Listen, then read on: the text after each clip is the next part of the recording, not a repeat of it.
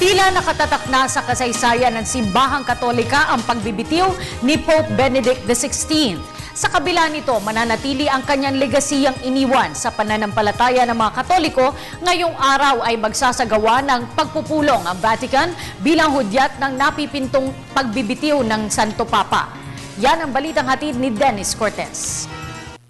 Kasabay ng saliw ng organ ng simbahan, naging madamdami ng pagsalubong ng milyon-milyong Katoliko sa huling public appearance ni Pope Benedict XVI sa St. Peter's Square sa Vatican.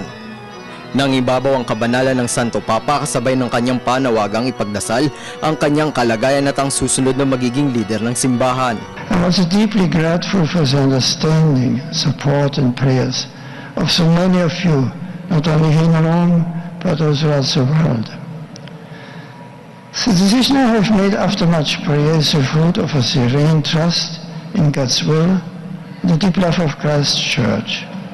I will continue to accompany the Church with my prayers, and I ask each of you to pray for me and for the new Pope. Sa pagbaba sa pwesto ng Santo Papa, masusubukan ng ilang probisyon ng canon law na siyang magtatakda kung paano at kailan isasagawa ang conclave o pagpupulong ng mga kardinal para pumili ng susunod na Santo Papa.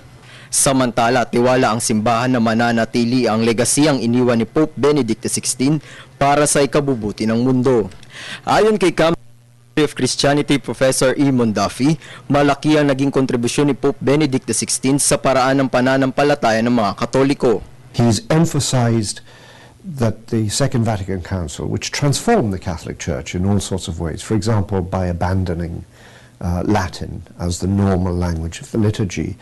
But the Pope has emphasized its continuities with the immediate Catholic past. So he's played down its revolutionary character.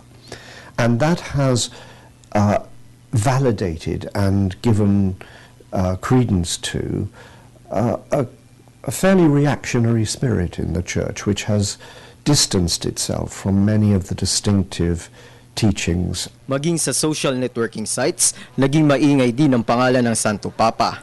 Sa huling tweet nito, taus-puso ang kanyang pasasalamat sa suporta ng publiko.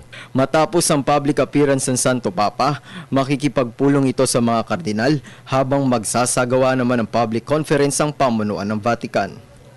Kaugnay nito, sa Marso, mahigit 100 kardinal ang boboto sa Sistine Chapel, kung saan ang puting usok ang magsisilbing tanda na may napili ng bagong leader ng simbahan. Para sa Telebisyon ng Bayan, Dennis Cortez.